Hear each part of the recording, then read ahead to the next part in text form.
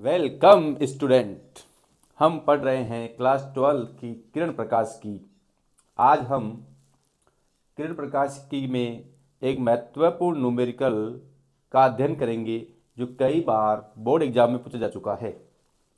जैसा कि आप बोर्ड पे देख रहे हो कि एक अवतल दर्पण की फोकस दूरी 30 सेमी है। देखो, सबसे पहले हम इसका सॉल्यूशन लिखेंगे।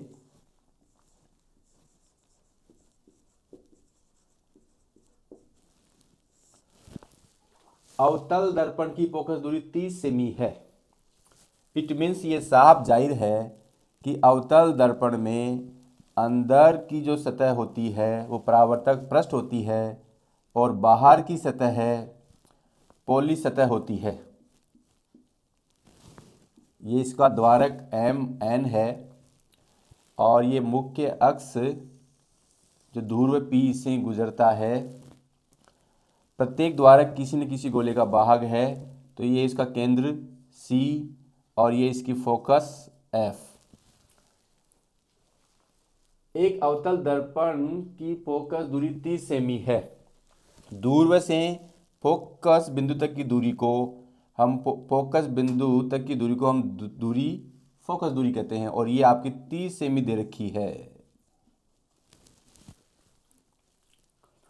आप ये देख रहे होंगे कि ये जो फोकस दूरी है वो प्रकाश किरण की विपरीत दिशा में है, क्योंकि दूरियां हम दूरव से नापते हैं।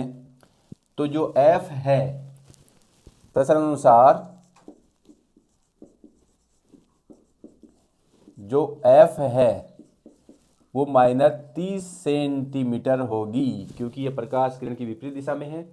और ये जब मैंने आपको थ्योरी बताई थी तब ये बात पूर्णतः स्पष्ट करी थी कि आपको सूत्र के लिए किरण प्रकाश की में दो ही बातें याद रखनी है। नंबर 1, एफ यू वी को चिन्ह सहित रखना है। नंबर 2, तीनों की इकाई एक लेनी है। तो यहाँ पर फोकस दूरी माइनस में आएगी। दर्पण के सामने वस्तु की स्थिति ज्ञात कीजिए ताकि प्रतिबिंब वस्तु के आकार से 3 गुना बड़ा बने। माना बिंब का आकार यू है,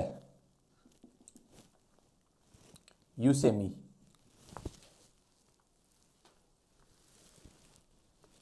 है तो प्रश्न अनुसार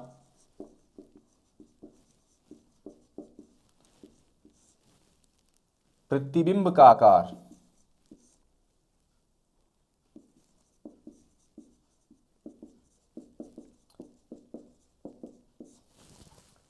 प्रतिबिंब का आकार भी लिख सकते हैं या बिंब की ऊंचाई भी लिख सकते हैं।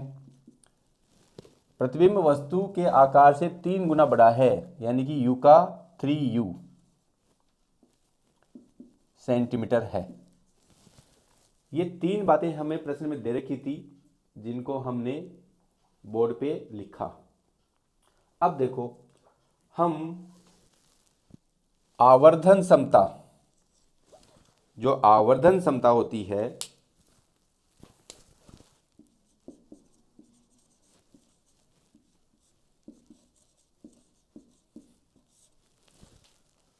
वो होती है प्रतिबिंब की ऊंचाई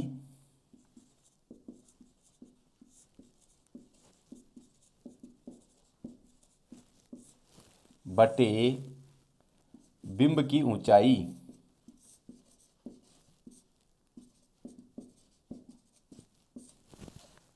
आवर्धन समता को हम m से प्रदर्शित करते हैं। प्रतिबिंब की ऊंचाई कितनी आ गई? 3u। बिंब की ऊंचाई कितनी है? u। तो m इजिकल टू क्या आ गया? 3।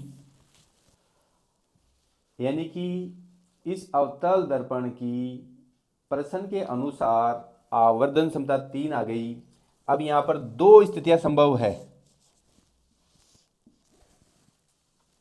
या तो आवर्धन वास्तविक हो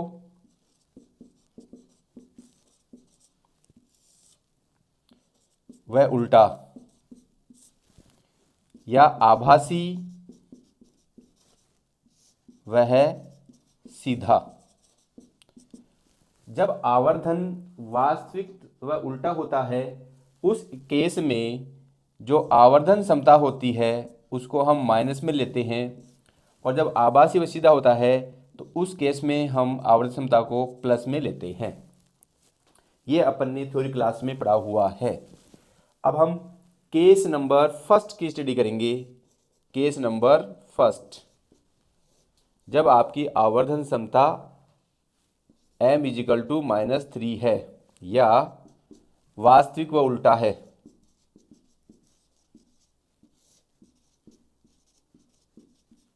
यानी प्रतिबिंब की स्थिति या प्रकृति वास्तविक व उल्टी है।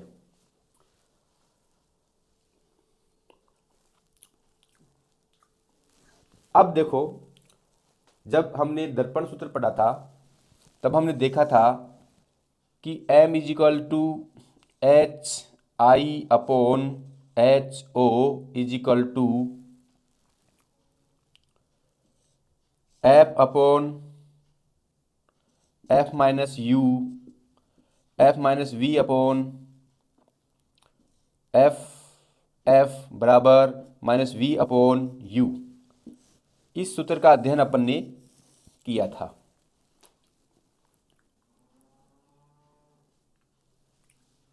m इजिकल टू हम इसको और इसका यूज करेंगे केस नंबर फर्स्ट में। तो m इजिकल टू क्या हो जाएगा, F upon F minus U। m is equal to हमने क्या निकाला, -3। F इजिकल टू हमारा क्या है, -30।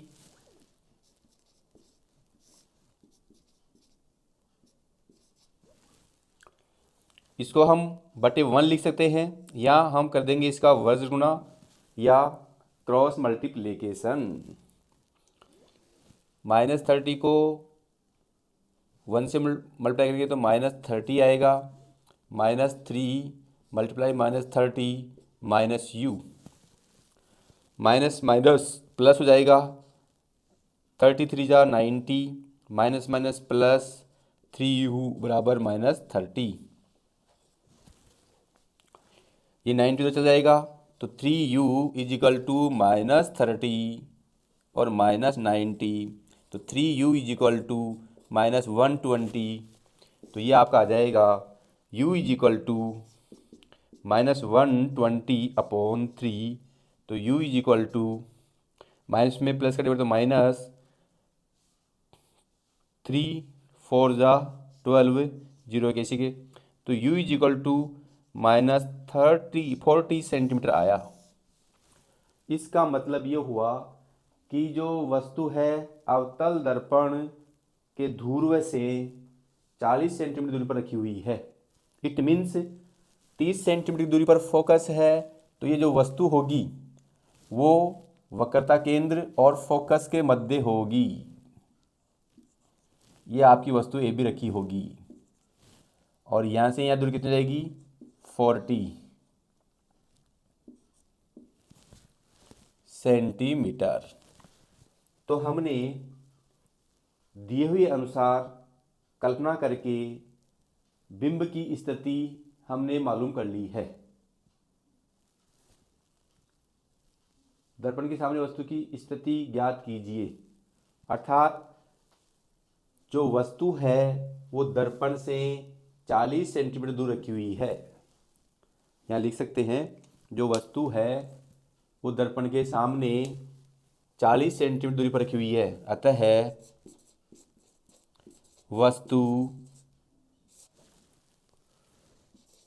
दर्पण के सामने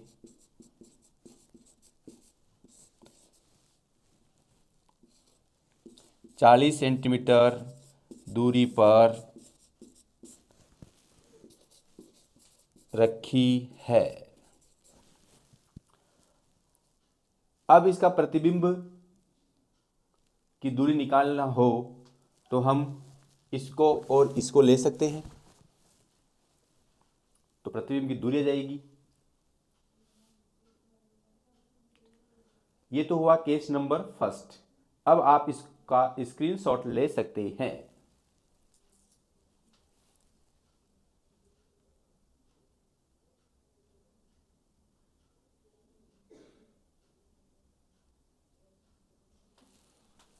आशा करता हूँ कि आपने समझ लिया होगा और स्क्रीनशॉट ले लिया होगा। अब मैं इसका केस नंबर 2 अध्ययन करेंगे, और मैं ज़्यादा नहीं लिखता हूँ, यहाँ पर 2 कर देता हूँ, m=3, और यहाँ जो है आभासी वह सीधा हो जाएगा, आभासी वह सीधा। अब आभासी एम सीधा है तो मुझे कोई भी चेंज नहीं करना है। यहाँ जो अवतल दर्पण की आवर्धन क्षमता है उसको मैंने -3 जगह +3 लेना है, तो यहाँ माइनस आ जाएगा, यहाँ माइनस आने से यहाँ माइनस आ जाएगा, और ये सारी चेंज हो जाएगी यहाँ से, और ये इधर भी चेंज हो जाएगी, और यहाँ सेंटीमीटर दूरी आएगी उसको हम लिख देंगे। तो यहाँ तो अपना इतना तो एज इट इज रहेगा। माइनस को प्लस से मिला तो -90 आएगा, -3u आएगा, और -30 का -30 रहेगा।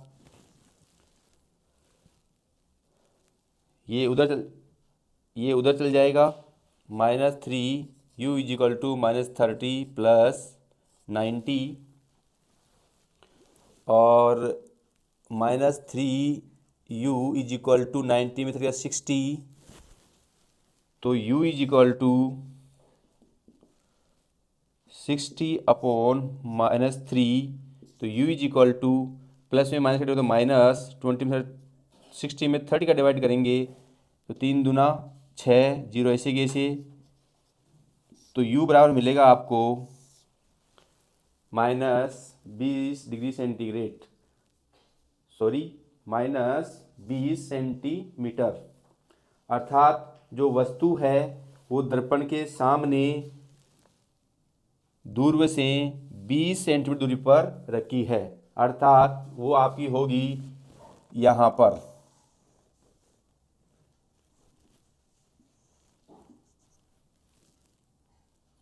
और ये दूरी हो जाएगी दूरत्व से 20 सेंटीमीटर।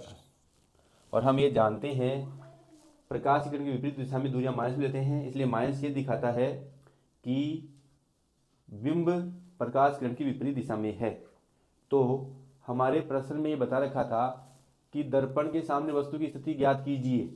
तो जब केस ये बनेगा तो स्थिति केस फर्स्ट वाली बनेगी। जब आवरण क्षमता प्लस की होगी तो वस्तु दर्पण के सामने 20 सेंटीमीटर दूरी पर रखी होगी। अब यदि आप चाहें तो इस चीज को हम आरेख से भी समझ सकते हैं। ये केस नंबर फर्स्ट का आरेख मैं आपको पहले बता देता हूं।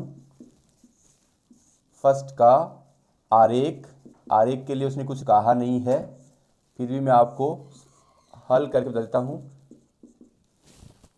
तो हम सबसे पहले इस 20 वाले केस को हटा देते हैं।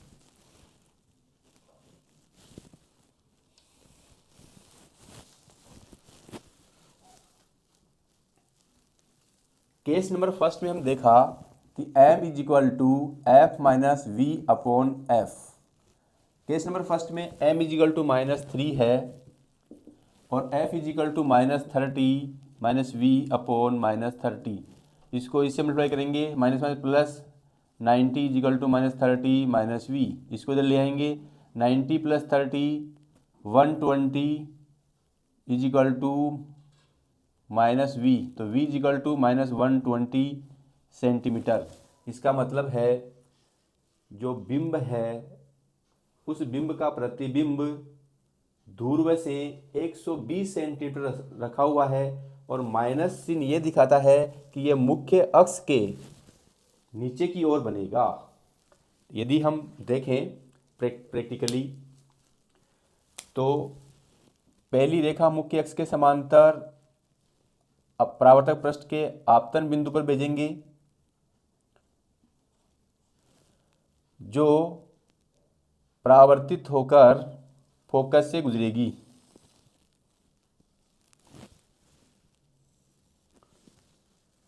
दूसरी रेखा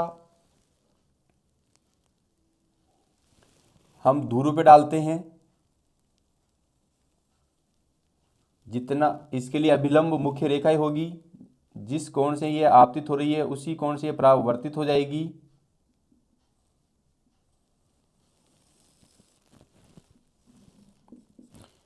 तो ये बिंब ए बी का प्रतिबिंब एडेक्स बीडेक्स बना है, जो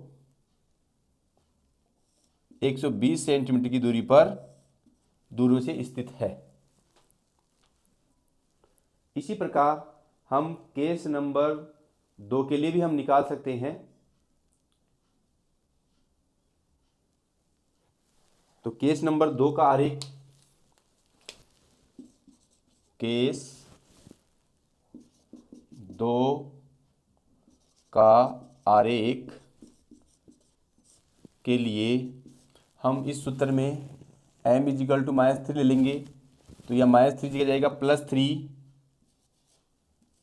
-30 -v -30। इसको इससे मल्टीप्लाई करें तो -3 3 जा 9, 0 ऐसे कैसे -30 -v। इस v को इधर ले आते हैं तो -30 + 90, तो v is equal to 60।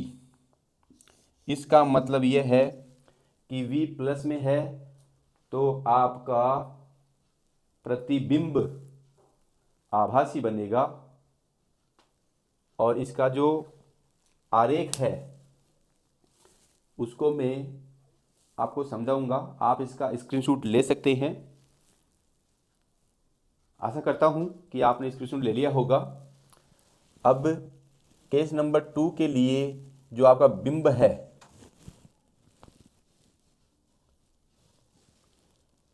Case number 2 के लिए जो आपका बिंब है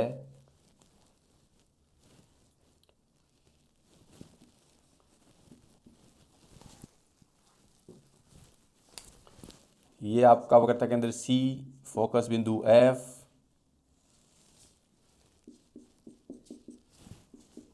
आप देख रहे हैं।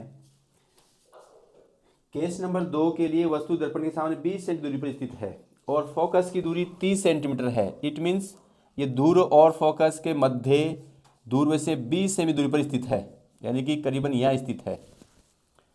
अब मैं क्या करूँगा, यहाँ से ये 20 सेमी दूरी पर स्थित है, वही मुख्य अक्ष के समांतर एक रेखा खींचूंगा जो परावर्तित होकर फोकस से गुजरेगी।